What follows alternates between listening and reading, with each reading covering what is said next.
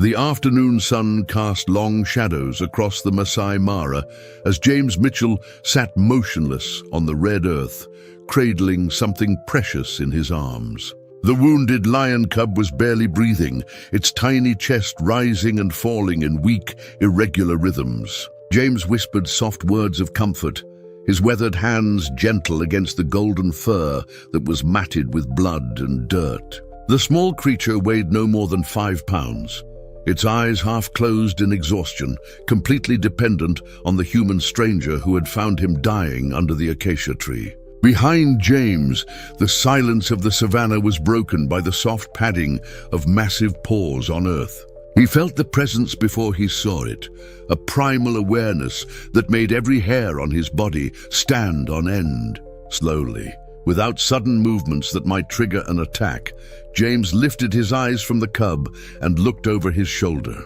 What he saw made his blood run cold. A massive male lion stood less than 10 feet away, its golden eyes fixed directly on him. The animal was enormous, easily 400 pounds of pure muscle and predatory power. Its dark mane flowed around a head the size of a truck tire, and its amber eyes held an intelligence that was both beautiful and terrifying. The lion's nostrils flared as it caught the scent of its injured offspring, and its powerful chest rose and fell with controlled breathing. James realized with crystal clarity that he was holding this magnificent creature's baby, and there was absolutely nowhere to run. Before we understand how James Mitchell found himself in this impossible situation, we need to go back to the beginning of what would become the most extraordinary day of his life. And if you want to hear more incredible true stories about the unbreakable bonds between humans and wild animals, please subscribe to Wild Heart Stories. Every new subscriber helps us share these amazing tales of love and connection that prove the heart has no boundaries in the animal kingdom. Your support means everything in spreading these stories that touch souls and change perspectives about our wild neighbors. 6 hours earlier, the morning had started like any other research day in the Kenyan wilderness. Dr. James Mitchell, a wildlife veterinarian from Cornwall, England, had been working in the Masai Mara for 3 years as part of a conservation program dedicated to protecting the rapidly declining lion population. At 35 years old, James had devoted his life to understanding and preserving African wildlife, but nothing in his extensive training had prepared him for what was about to unfold. The morning mist was just beginning to lift from the grasslands when James set out from the research station, his Land Rover loaded with monitoring equipment and medical supplies. His mission was routine, checking camera traps and documenting lion pride movements in the eastern sector of the reserve. The dry season was nearing its end, and the sparse rainfall had made water sources scarce, forcing the wildlife to cluster around the remaining waterholes. As James drove along the dusty track that wound between scattered acacia trees, his practiced eye scanned the landscape for signs of animal activity. Zebra and wildebeest grazed in small groups, their heads frequently lifting to check for predators. Vultures circled overhead, their keen eyes searching for carrion in the vast expanse below. It was the natural rhythm of the African wilderness, beautiful and harsh in equal measure. But something felt different that morning. The usual sounds of the savannah seemed muted, and there was a tension in the air that James could not quite identify. Birds that normally filled the acacia trees with their chatter were noticeably absent, and even the ever-present insects seemed subdued. In his years of field experience, James had learned to trust these subtle environmental cues that often preceded significant wildlife encounters. Around 10 in the morning, James stopped his vehicle near a cluster of fever trees to check one of the motion-activated cameras. The area had been particularly active according to recent data, with a large pride of lions frequently passing through during their hunting patterns. As he approached the camera, mounted 8 feet up the trunk of an ancient acacia, something on the ground caught his attention. Scattered across the red earth were clear signs of a violent struggle. The grass was trampled and stained with dark patches that could only be blood. Tufts of golden fur clung to the thorny bushes, and the unmistakable prints of lion paws were etched deep into the soft soil. But these were not the only tracks. The distinctive whooping calls of hyenas echoed faintly in the distance, and James could see their paw prints overlaying the lion tracks in several places. James felt his pulse quicken as he read the story written in the earth. A lion pride had been here, probably during the night, when a pack of spotted hyenas had launched an attack. While lions were formidable predators, hyenas in large numbers could pose a serious threat, especially to young cubs or injured adults. The evidence suggested a fierce battle had taken place, with both species fighting desperately for survival. Following the trail of disturbed earth and scattered fur, James walked carefully through the thorny scrubland. The story became clearer with each step.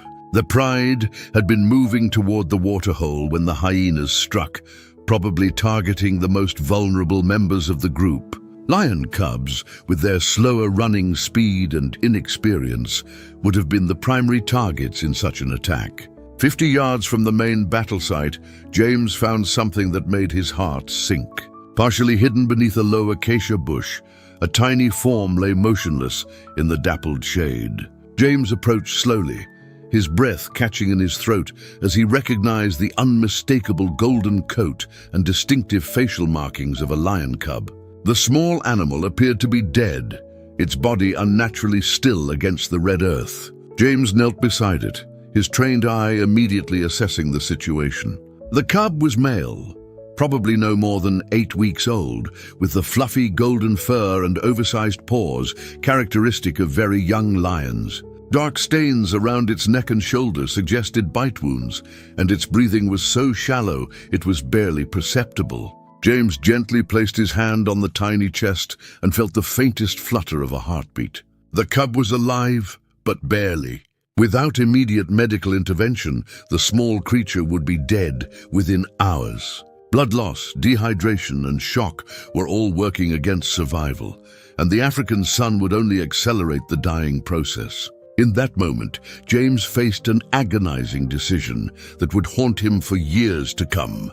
As a wildlife veterinarian, he had sworn an oath to preserve and protect animal life. But interfering with natural processes in the wild was strictly prohibited by both conservation ethics and Kenyan law. The death of weak or injured animals was part of the natural selection process that kept populations healthy and genetically strong. But as James looked down at the dying cub, scientific protocols seemed meaningless. This was not natural selection at work, but the random violence of a pack hunt gone wrong. The tiny creature had done nothing to deserve this fate, except being born into a world where survival was never guaranteed. Its mother was probably dead or driven away, leaving the cub with no chance of rescue from its own kind. James made a choice that would change everything.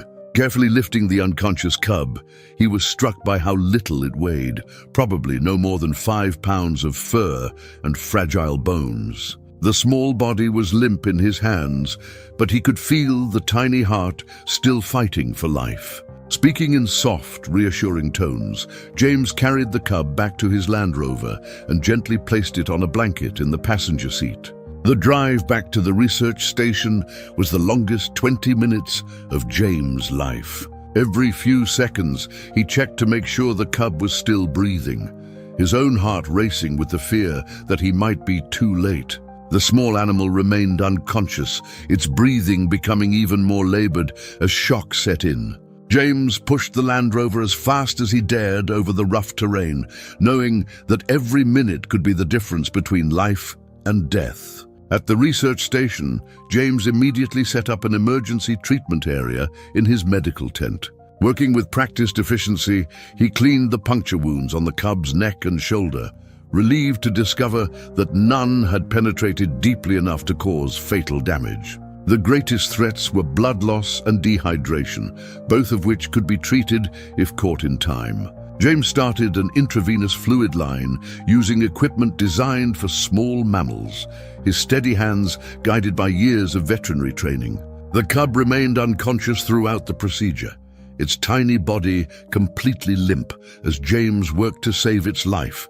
Antibiotics to prevent infection, pain medication to ease suffering, and glucose solution to combat hypoglycemia were all carefully administered in doses calculated for the cub's minimal body weight. For the next 6 hours, James maintained a constant vigil beside the makeshift incubator he had created using heated blankets and monitoring equipment.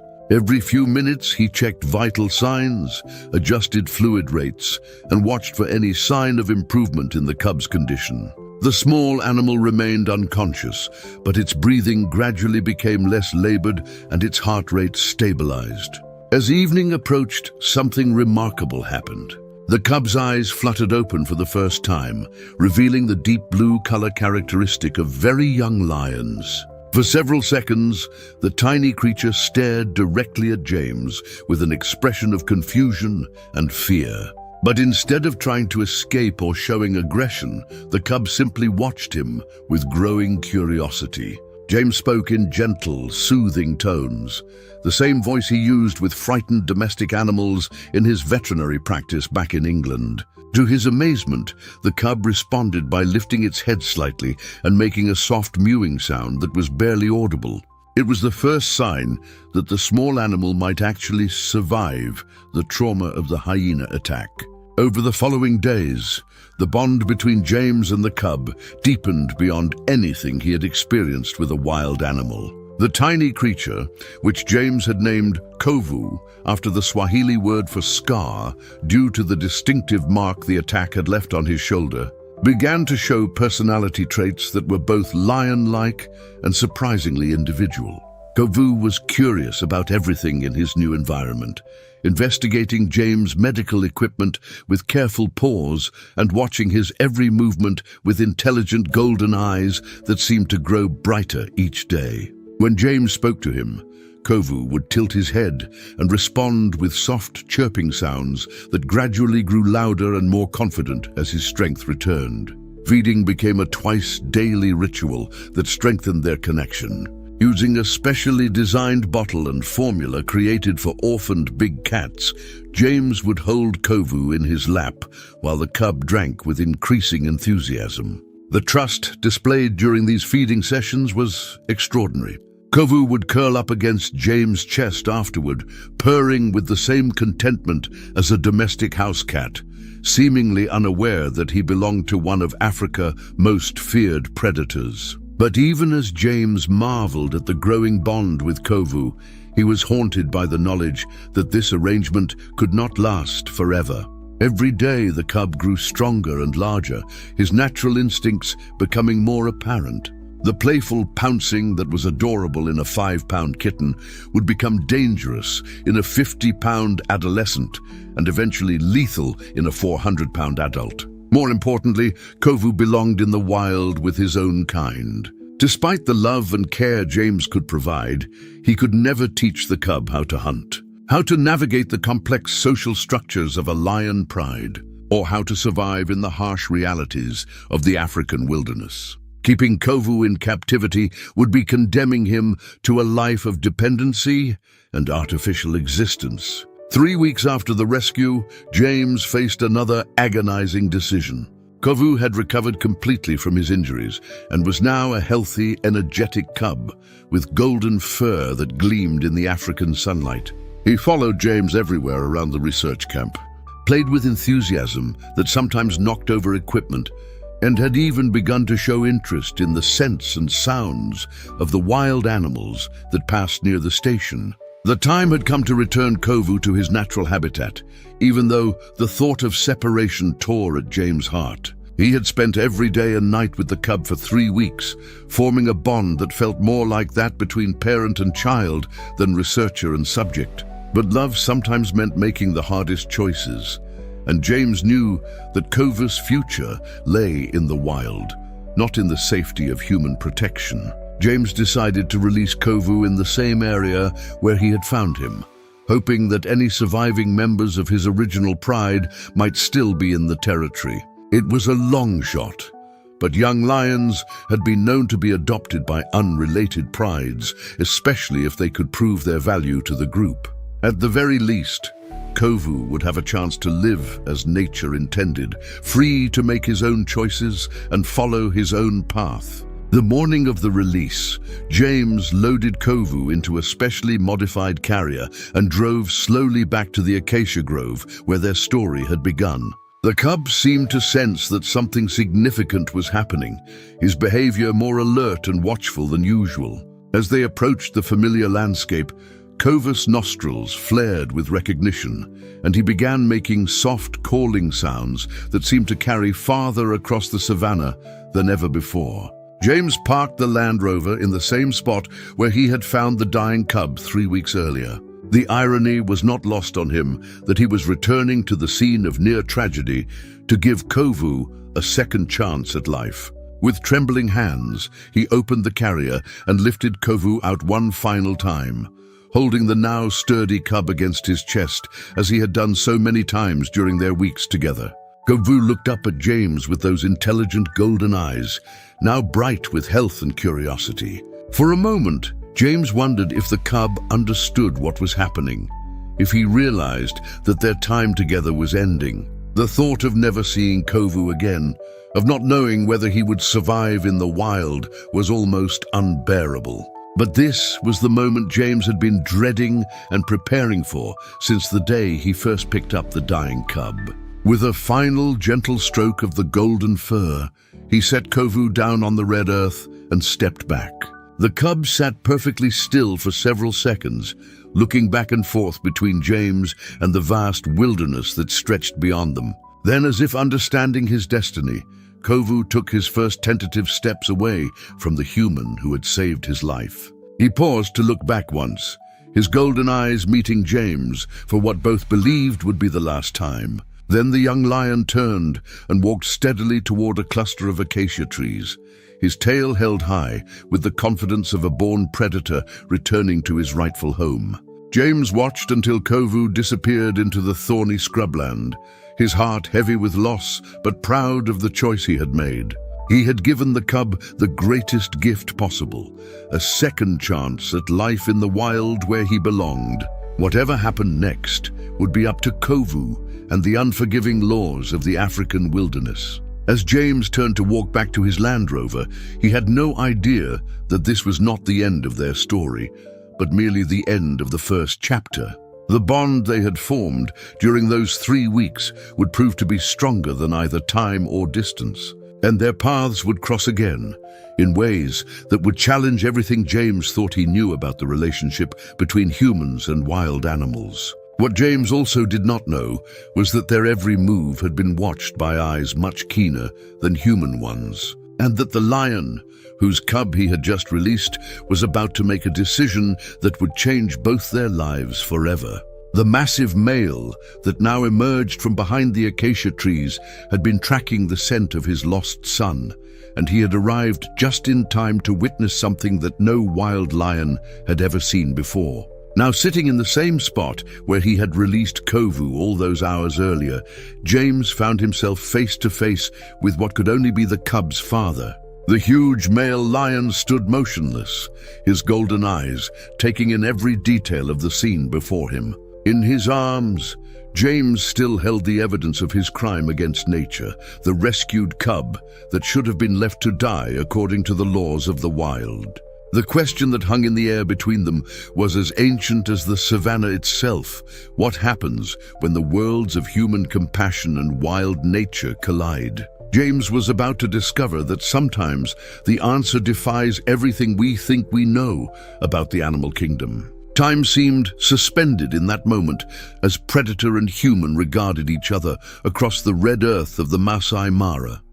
James could hear his own heartbeat thundering in his ears, each second stretching into eternity as he waited for the massive lion to make his move. The cub's breathing was growing weaker in his arms, and James realized that whatever happened next, he could not abandon this tiny life that depended entirely on him for survival. The adult male took a single step forward, his massive paws making no sound on the soft earth. James instinctively tightened his protective hold on the cub, even though he knew that if this lion decided to attack, there would be nothing he could do to prevent it. At 400 pounds of muscle and claw, the animal could end his life in seconds, and no amount of veterinary training would help him survive an encounter with an apex predator at close range. But something unexpected happened. Instead of the explosive charge that James anticipated, the lion stopped and slowly lowered his great head until his golden eyes were level with the cub in the human's arms.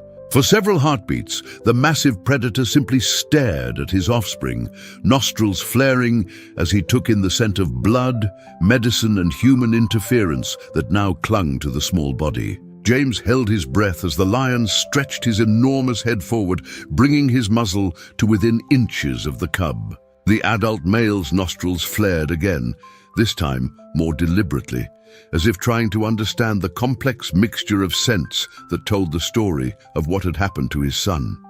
James could feel the warmth of the lion's breath on his hands and arms, could see every detail of the scarred face that spoke of countless battles fought and won in the harsh wilderness. Then, in a moment that would be burned into James' memory forever, the massive lion opened his mouth and gently touched his tongue to the cub's forehead. It was the most tender gesture James had ever witnessed from a wild animal, a father's recognition of his injured child that transcended the presence of the human stranger who held him. The big cat then lifted his eyes to meet James' gaze directly, and what the veterinarian saw there was not the mindless aggression he expected, but something far more complex and intelligent. The lion studied James' face for what felt like an eternity, those golden eyes seeming to weigh and measure the human who had dared to interfere with nature. James found himself thinking that this magnificent creature was making some kind of judgment about his character, his intentions, and his worthiness to hold something so precious. The intensity of that gaze was unlike anything James had experienced, as if the lion was looking directly into his soul and reading everything that mattered about who he was as a being. After several minutes of this silent communication, the massive predator took a step backward and settled into a sitting position, his great bulk lowering to the earth with surprising grace. He did not leave, but neither did he advance. Instead, he simply watched as James continued to cradle his injured son, those intelligent eyes missing nothing of how gently the human handled the precious burden. James realized with growing amazement that he was being evaluated, that this wild father was somehow determining whether the strange creature holding his cub could be trusted. It was a moment of interspecies communication that defied everything he had learned about animal behavior. A complex negotiation conducted entirely through posture, scent, and the unspoken language of parental concern that apparently transcended species boundaries. Slowly, carefully, James began to speak in the same gentle tones he had used with the cub during the long hours of medical treatment. He explained what had happened, how he had found the baby near death, the treatment he had provided, and his intentions for the cub's future. Of course, the lion could not understand his words, but the tone and manner of his speech seemed to have a calming effect on the massive predator. As James spoke, he began to move slowly toward his Land Rover, never taking his eyes off the adult male, never making sudden movements that might trigger an attack. To his astonishment, the lion rose and began to follow at a respectful distance, his enormous paws padding silently across the earth as he maintained visual contact with his injured offspring. The journey back to the research station became the most surreal experience of James' entire career. He drove slowly along the dusty track with a dying lion cub in the passenger seat, while the cub's father followed the vehicle on foot, sometimes visible in the rearview mirror, sometimes disappearing into the scrubland only to reappear farther ahead, as if scouting the route for potential threats. James could hardly believe what was happening. In all his years of studying African wildlife, he had never heard of such behavior. Lions were territorial creatures that typically viewed humans as threats to be avoided or eliminated. The fact that this massive male was not only tolerating his presence, but actually allowing him to transport the cubs was unprecedented in the scientific literature. At the research station, James parked near his medical tent and carefully lifted the unconscious cub from the vehicle. The father lion had stopped approximately 50 yards away, positioning himself where he could observe everything that happened but remain at a safe distance from the human settlement. James could see the great cat's silhouette against the acacia trees, a motionless guardian watching over his son's fate. Working under the most unusual supervision he had ever experienced, James resumed the cub's medical treatment. He could feel the lion's eyes on him as he cleaned wounds, administered medication, and set up the life support equipment that would give the small animal its best chance of survival. Every few minutes, James would glance toward the tree line and see the massive form still there, patient and vigilant as a statue. As night fell over the Masai Mara, James prepared to maintain his vigil beside the cub's makeshift incubator. He had rigged lights to work through the darkness, knowing that the next 12 hours would be critical for the small patient's survival. What he had not expected was to discover that he would not be keeping watch alone. Throughout that first night, James was constantly aware of the presence beyond the camp perimeter. Sometimes he caught glimpses of golden eyes reflecting the light from his medical tent. Sometimes he heard the soft sound of massive paws moving through the grass, but the father lion never left his post. It was as if the great predator understood that his son was fighting for life and had appointed himself as guardian of the process. The cub's condition gradually stabilized as the hours passed, his breathing becoming stronger and more regular under James' careful treatment. When dawn broke over the savannah, painting the sky in brilliant oranges and reds, James was exhausted but hopeful. The small patient had survived the critical first night, and his vital signs were improving steadily. As the morning sun climbed higher, James looked toward the acacia trees, where the father lion had maintained his vigil. The massive predator was still there, now clearly visible in the growing light. Their eyes met across the distance, and James felt that strange sense of communication that had marked their first encounter. The lion seemed to nod slightly, as if acknowledging that his son was in capable hands, before melting back into the wilderness as silently as he had appeared. This pattern continued for the next 3 weeks of Clovis' recovery. Every day, as James worked to nurse the cub back to health, he would catch glimpses of the father lion somewhere in the vicinity. Sometimes the great cat would be visible on a distant ridge. Sometimes James would find fresh paw prints around the research station in the morning, evidence of nocturnal visits to check on his son's progress. During this time, James' bond with Kovu deepened beyond anything he had experienced with a wild animal. The cub was curious, intelligent, and affectionate in ways that constantly amazed his human caretaker. Kovu would follow James around the camp, play with his equipment, and curl up beside him during rest periods with complete trust and contentment.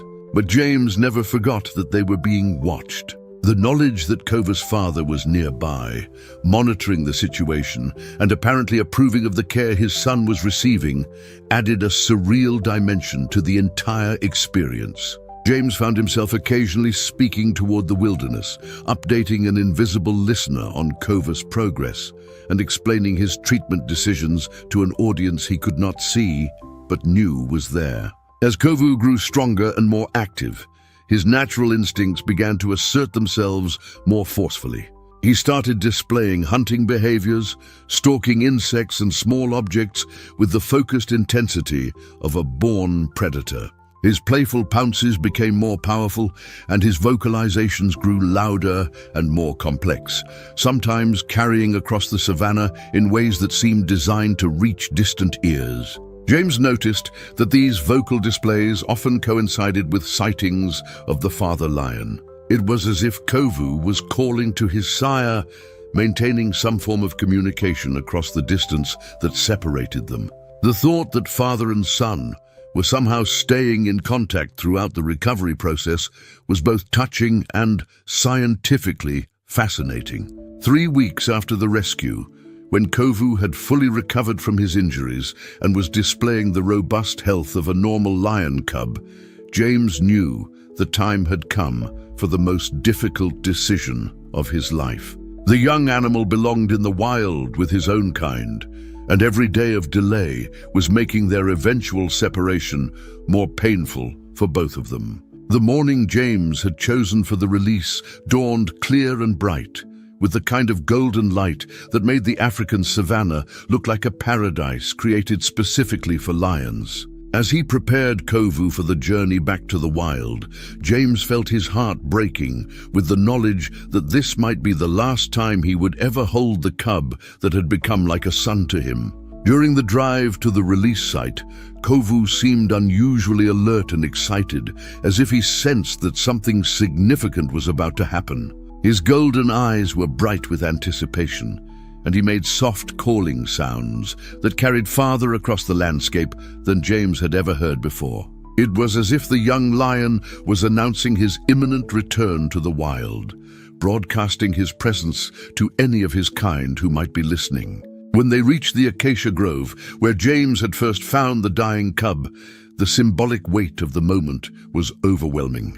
Here, in this same spot where their story had begun with near tragedy, James was about to complete the circle by giving Kovu his freedom. The irony that he was returning to the scene of the hyena attack to offer the cub a second chance at life was not lost on him. As James lifted Kovu from the carrier and held him for what he believed would be the last time, he was struck by how much the young lion had grown.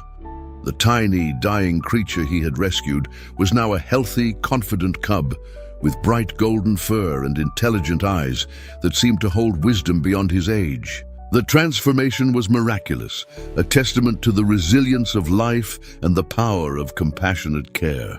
But as James prepared to set Kovu down and say their final goodbye, something unexpected happened. A low, rumbling sound carried across the savanna, so deep and powerful that James felt it in his chest before he consciously heard it. It was a lion's roar, but unlike any he had ever experienced, filled with what sounded like recognition and welcome. Kovu immediately responded with his own vocalization, a series of excited chirps and calls that seemed to carry a message of joy and anticipation.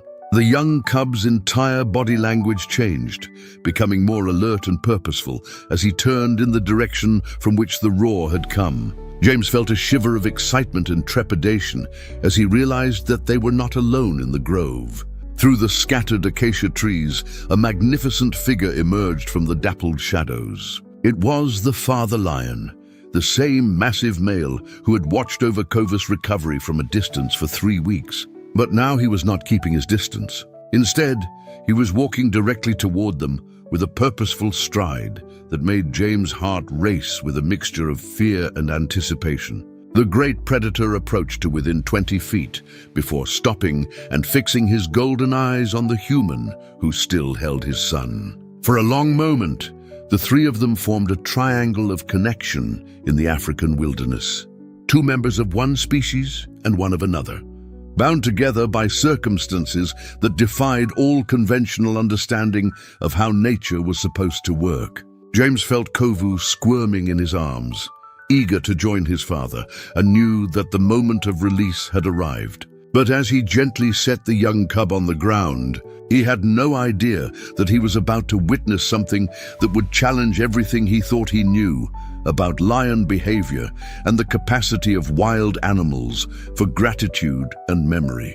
Kovu immediately ran to his father, who greeted him with gentle nudges and affectionate grooming that spoke of deep paternal love. But after several minutes of reunion, something extraordinary happened. The massive male lion began walking toward James, his steps deliberate and unhurried, his golden eyes locked on the human's face. James instinctively took a step backward, his mind racing with the possibilities of what was about to happen. Every survival instinct told him to run, but his scientific curiosity and the strange sense of trust that had developed over the past weeks kept him rooted in place. The lion continued his approach until he was close enough that James could have reached out and touched the magnificent creature's mane. Then, in a gesture that would be etched in James' memory forever, the massive predator lowered his great head and gently pressed his muzzle against James' outstretched hand. It was a moment of contact between species that transcended all boundaries of fear and difference, a wild father's acknowledgement of the human who had saved his son's life. The lion held the contact for several seconds, his golden eyes meeting James with an expression that seemed to convey understanding and acceptance. Then he stepped back, called to Kovu with a soft chuff, and began walking toward the deeper wilderness. The young cub followed without hesitation, pausing only once to look back at James with those intelligent golden eyes before disappearing into the thorny scrubland with his father. James stood alone in the grove as the sun began to set, overwhelmed by what he had just experienced. The encounter had challenged every assumption he held about wild animal behavior and the barriers that were supposed to exist between human and beast. He had been accepted by one of nature's most formidable predators, not as a threat to be tolerated, but as something approaching an ally or friend. As he drove back to the research station, James reflected on the extraordinary journey that had brought him to this moment. What had started as a simple rescue of a dying cub had evolved into a relationship that defied scientific explanation. He had formed a bond not just with Kovu, but with the cub's father, a wild lion who had somehow understood and approved of the human's intervention in his son's life. James had no way of knowing as he returned to his normal research routine that this was not the end of his connection with the lion family he had helped. The bonds forged during those 3 weeks of crisis and care would prove to be far stronger than either time or distance. And the gratitude of a wild father for his son's salvation would manifest in ways that would test the very limits of what anyone believed possible in the relationship between humans and the natural world. 2 years would pass before James would discover just how deep those bonds ran, and how the memory of a rescued cub would create a debt that wild lions never forget. 2 years had passed since James Mitchell had said goodbye to Kovu in the acacia grove. 2 years during which he had continued his conservation work in the Masai Mara while carrying the memories of that extraordinary encounter. Life had returned to its familiar rhythm of research, data collection, and the endless struggle to protect Africa's dwindling lion population. But not a day went by when James did not think about the cub he had saved and wonder how Kovu was faring in the wild. During those 2 years, James had occasionally caught glimpses of lions in the distance that might have been Kovu, now grown into adulthood.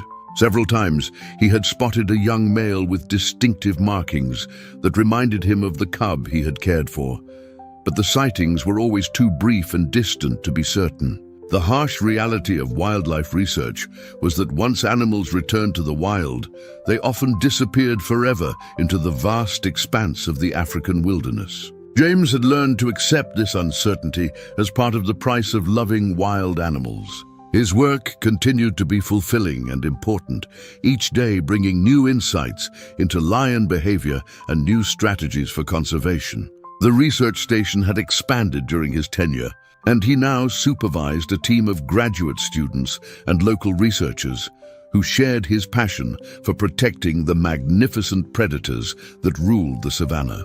On a Tuesday morning in late September, as the dry season was giving way to the first hints of the coming rains, James set out alone on what should have been a routine data collection mission. The air was crisp and clear, with the kind of perfect visibility that made the African landscape look like a living postcard.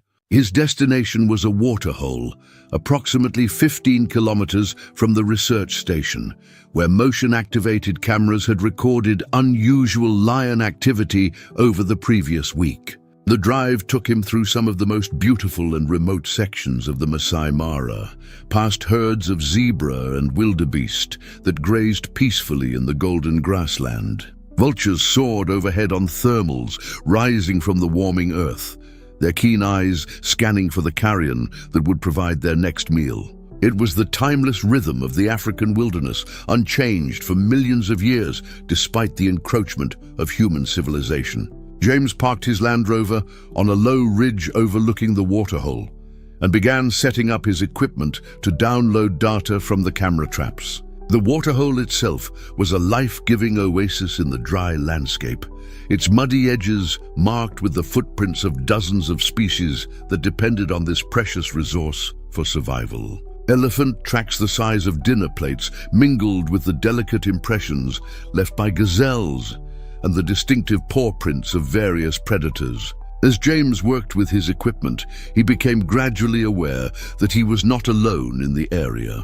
The usual sounds of the savannah seemed muted, and there was a tension in the air that triggered the same primitive alarm bells that had served him well during his years in the field. Small birds that had been chattering in the nearby acacia trees fell silent, and even the insects seemed to pause their constant buzzing. James straightened up from his equipment and slowly scanned the landscape around him, his practiced eye searching for any sign of the presence he could sense but not yet see. Years of experience had taught him to trust these instinctive warnings, which often preceded encounters with dangerous wildlife. Lions, leopards, and hyenas were all active in this area, and any of them could pose a serious threat to a human caught alone and unprepared.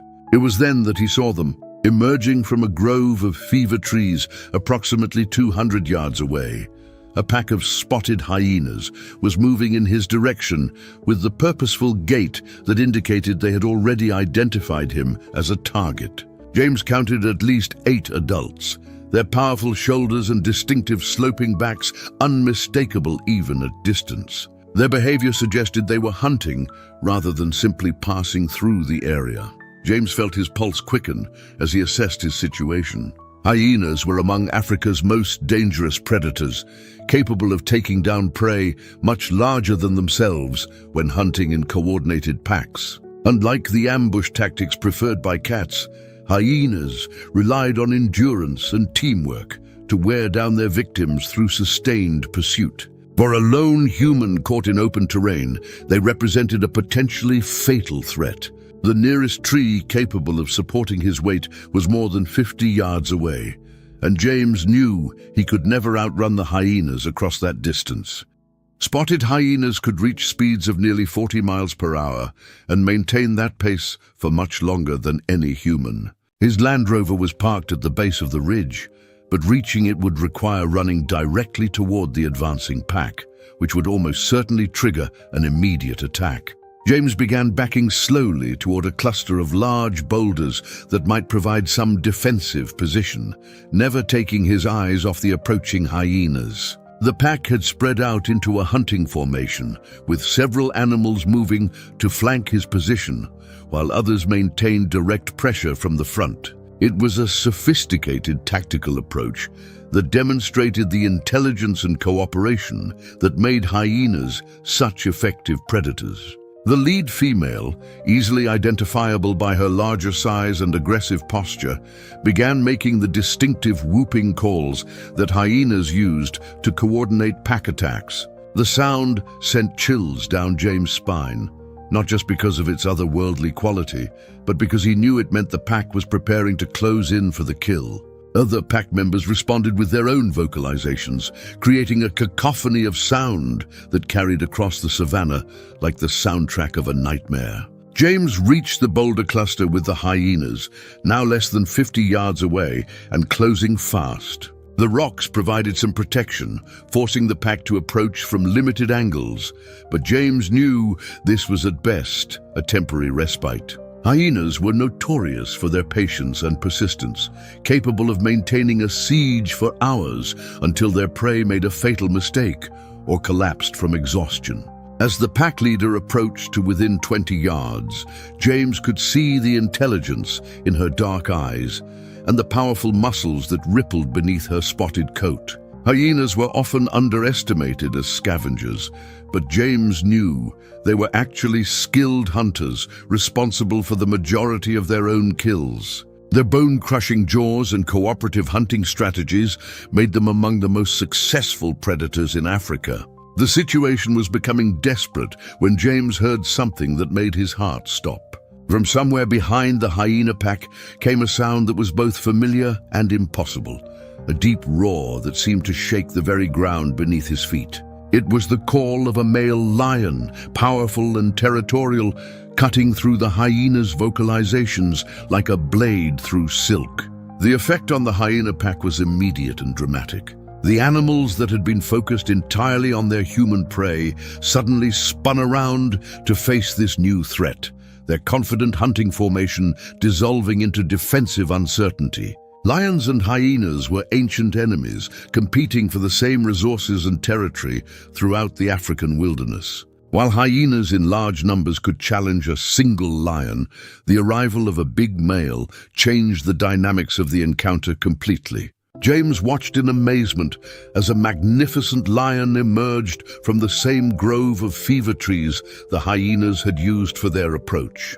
The animal was enormous, easily 450 pounds of muscle and predatory power, with a dark mane that spoke of maturity and dominance. But what stopped James' heart was the distinctive pattern of scars on the lion's shoulder and the particular golden coloring that triggered memories from 2 years in the past. It was Kovu, but not the playful cub James remembered. This was Kovu as nature had intended him to be, a fully mature male lion in his prime, magnificent and terrible in his natural power. The young animal James had bottle-fed and nursed back to health had become one of the most formidable predators on the African continent. Kovu's appearance completely changed the balance of the confrontation. The hyena pack, which had been confident in their ability to overwhelm a single human, now faced a predator capable of killing any one of them with a single swipe of his massive paws. The lead female began making submissive sounds, trying to signal that the pack meant no challenge to the lion's authority. But Kovu was having none of it. With a roar that seemed to contain all the fury of the African wilderness, he charged directly at the hyena pack. The spotted predators scattered like leaves before a hurricane, their hunting formation dissolving into panicked flight as they scrambled to escape the lion's wrath. Several of the smaller pack members stumbled in their haste to get away, rolling over each other in their desperation to avoid the lion's claws. James watched in stunned silence as Kovu chased the fleeing hyenas for several hundred yards, his powerful muscles driving him forward with a speed and grace that was breathtaking to witness. The lion was not just driving off a threat, he was making a statement about territorial control and the consequences of threatening something under his protection. When Kovu finally stopped his pursuit and turned back toward the waterhole, James felt tears streaming down his face. The magnificent creature standing before him was the same tiny cub he had held in his arms, the dying baby he had nursed back to health with bottles and medication. Against all odds, Kovu had not only survived in the wild, but had thrived, growing into exactly the kind of lion James had hoped he might become. But the encounter was far from over. As Kovu began walking back toward James' position, another figure emerged from the fever trees. This lion was even larger than Kovu, with a mane so dark it was almost black and scars that spoke of countless battles fought and won. James' recognition was immediate and overwhelming. It was Mufasa, Kovu's father, the same magnificent male who had watched over his son's recovery 2 years earlier. The older lion approached with the measured pace of absolute confidence, his golden eyes fixed on James with an expression that seemed to contain recognition and something approaching affection. This was the moment that would fulfill the promise of their story, the revelation of what Kovu's father would do when confronted with the human who had saved his son's life. Mufasa walked directly up to James, who remained motionless among the boulders, hardly daring to breathe. The massive predator stopped less than 5 feet away and regarded him with those intelligent golden eyes that seemed to see straight into his soul. Then, in a gesture that defied everything scientists thought they knew about wild animal behavior, Mufasa lowered his great head and gently pressed his muzzle against James' outstretched hand. It was the same gesture of acceptance and gratitude that had marked their first encounter 2 years earlier. But now it carried the weight of time and memory that transformed it into something far more significant. This wild lion, one of Africa's most dangerous predators, was demonstrating a level of recognition and appreciation that challenged every assumption about the emotional capacity of wild animals. Kovu approached from the other side, his own massive form creating a living barrier between James and any potential threats. The young lion that James had raised from near death was now returning the favor, positioning himself as a protector rather than the protected. The symbolism was overwhelming, a perfect circle of life and gratitude that connected past and present in the most profound way possible. For several minutes, James found himself in the extraordinary position of being surrounded by two of Africa's most magnificent predators, not as prey or threat, but as something approaching family. Mufasa remained close enough that James could feel the warmth radiating from his massive body, while Kovu positioned himself where he could survey the surrounding landscape for any signs of danger. James slowly reached out and placed his hand on Kovu's shoulder, feeling the powerful muscles beneath the golden fur and remembering the tiny, fragile creature this magnificent lion had once been. Kovu responded by making a soft, chuffing sound, the same vocalization he had used as a cub when seeking comfort or expressing contentment. The sound triggered a flood of memories from those 3 weeks when James had been the most important thing in this lion's world. But it was what happened next that truly demonstrated the depth of the bond that had formed between James and this lion family. Mufasa began to walk slowly around the perimeter of the boulder cluster, marking territory with scent and vocalizations that would warn other predators away from this area. He was establishing a protective zone around the human who had saved his son, claiming James as something worthy of a wild lion's protection. Kovu joined his father in this territorial display, the two magnificent cats working together to create a sphere of safety around their human friend. It was behavior that had never been documented in the scientific literature. Wild lions actively protecting a human from other predators through deliberate territorial marking and positioning. As the afternoon sun began to sink toward the horizon, painting the savannah in brilliant golds and oranges, James realized that he was witnessing something that challenged the very foundations of how humans understood their relationship with the natural world. These lions were not acting on instinct or conditioning, but were demonstrating complex emotional responses that included gratitude, memory, and protective instincts toward a member of another species. When it came time for James to return to his research station, Mufasa and Kovu escorted him back to his Land Rover, walking on either side of him like bodyguards ensuring his safe passage. At the vehicle, both lions repeated the gentle muzzle contact that had marked their previous encounters, a ritual of affection and recognition that seemed to transcend the barriers between human and animal. As James drove away from the waterhole, he could see both lions in his rearview mirror, standing side by side on the ridge where they had saved his life. The image would remain burned in his memory forever, a testament to the power of compassion to create bonds that defied natural law and conventional wisdom. The drive back to the research station gave James time to process what had just occurred. He had been saved by the same cub he had rescued 2 years earlier, now grown into a magnificent adult who had remembered and honored the debt created by human kindness. More incredibly, Kovu's father had not only accepted but actively participated in protecting the human who had interfered with natural selection by saving his son. James realized that he had witnessed something that would challenge everything the scientific community believed about animal cognition and emotional capacity. These lions had demonstrated memory, gratitude, and protective instincts that extended across species boundaries and persisted over time. They had shown that the bonds formed between human and animal during moments of crisis could create lasting relationships that defied all conventional understanding. When James finally reached the research station and began writing his field notes for the day, he struggled to find words adequate to describe what he had experienced. How could he convey the emotional weight of being recognized and protected by wild lions? How could he explain the profound sense of connection he felt with these magnificent predators who had chosen to see him as family rather than threat? The answer came to him as he remembered the moment when Mufasa had first appeared behind him 2 years earlier, when James was holding the dying cub in his arms. The massive lion had made a choice in that moment, deciding to trust the human stranger with his son's life. Today, that trust had been repaid in full, with interest that compounded over time into something approaching love. James smiled as he closed his field notebook, knowing that he had been privileged to witness one of the most extraordinary demonstrations of animal intelligence and emotion ever recorded.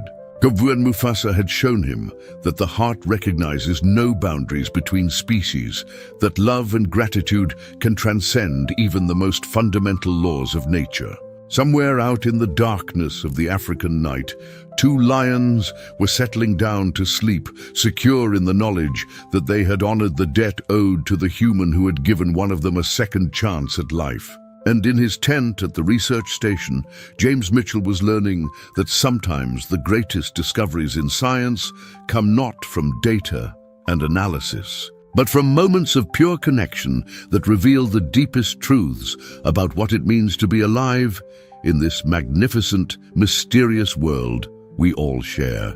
The story that had begun with a dying cub and a desperate act of compassion had come full circle, proving that love, once given freely, creates bonds that neither time nor nature can break. James had saved Kovu's life, and now both Kovu and his father had returned the favor, demonstrating that gratitude is not uniquely human, but part of the universal language of the heart that connects all living beings. As James drifted off to sleep that night, he carried with him the knowledge that he had been touched by something truly magical.